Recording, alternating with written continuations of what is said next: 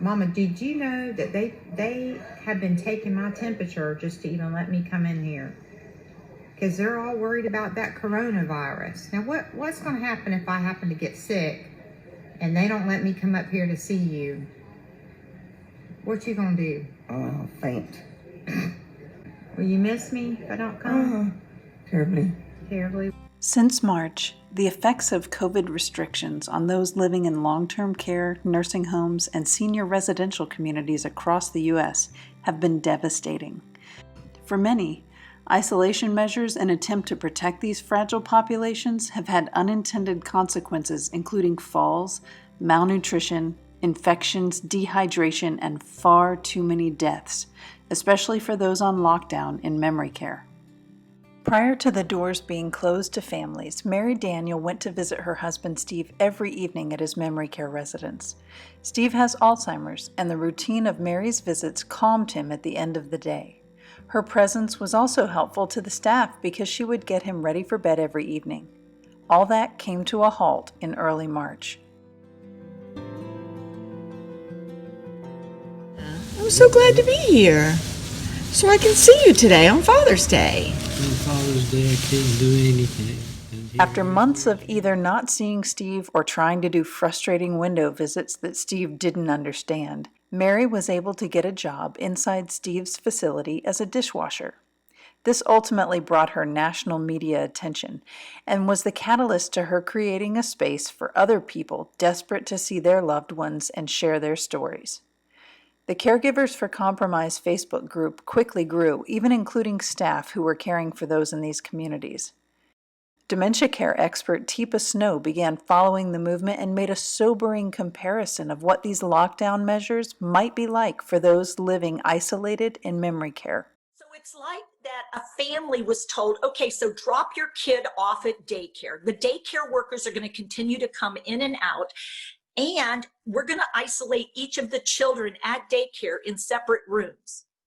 And we're going to make it a live-in situation for those children. And you're not going to get to see them again except on video, or except you can stand outside the window and say to them, I can't come in. I know you don't understand the why of it, but I can see you, but you can't be with me. And I'm leaving you with people that you sort of know, but are not yours. And I'm not going to be with you. I mean, is that accurate? Because I come to this window to see Steve like so many other thousands of people across the United States, hundreds of thousands of people across the United States.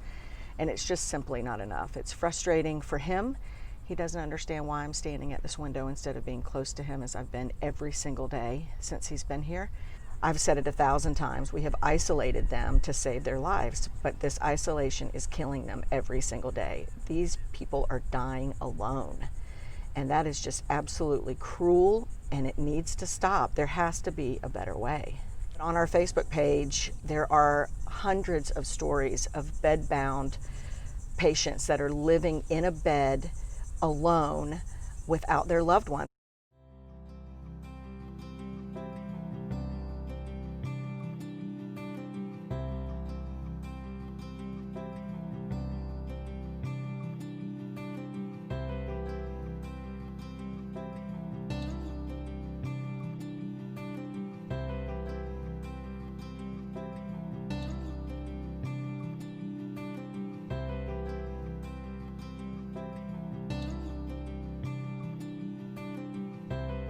Thank you for bringing this to light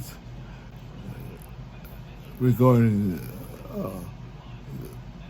nursing homes. No one should ever have to go through what I got through. Times that I've had to wait more than 16, 18 hours just to have a diaper change. And the reason being is because they feel like they don't have to. That's their mentality. Let people know that the people in nursing homes were human beings.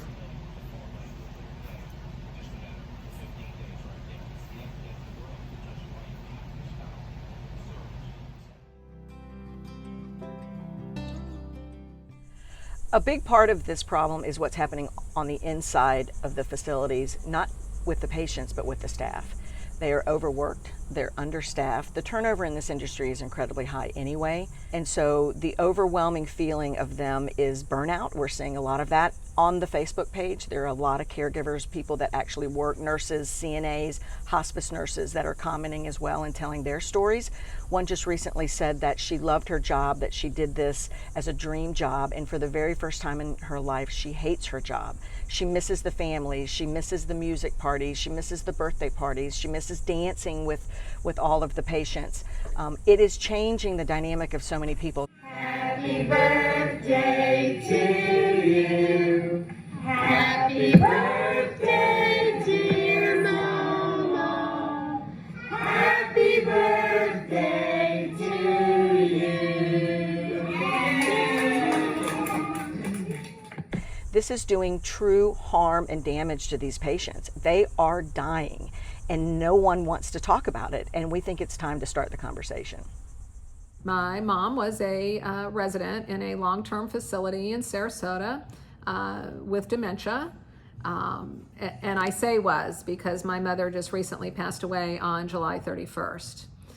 I was very lucky to have been able to bring my mother home so she could die with me by her side, holding her hand. It's the first time I was able to hold her hand in 4.5 months. So I count myself as very lucky. Not everybody has that luxury.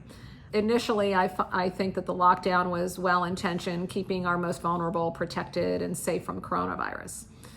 The lockdown has removed our loved one's first level of defense, which is the family member. We are their advocate. We are their care surrogates. We make sure that they are being taken care of properly. By removing that level of protection, you've now opened an opportunity for abuse and neglect.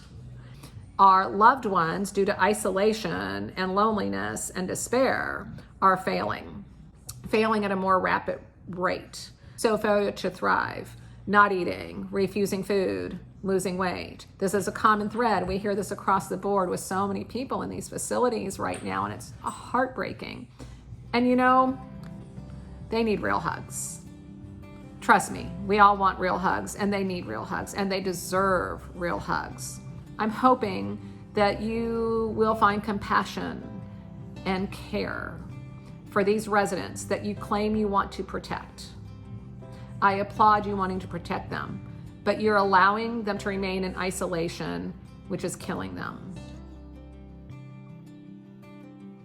Watching Steve try to offer Mary some of his crackers through a screen was one of the most poignant things I've ever seen.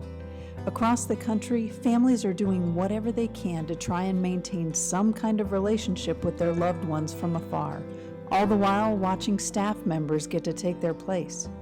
These family members are willing to do whatever it takes to be able to safely reconnect with their loved ones, including constant testing. But government officials cite test shortages as a reason for not letting families in yet. We have to do better.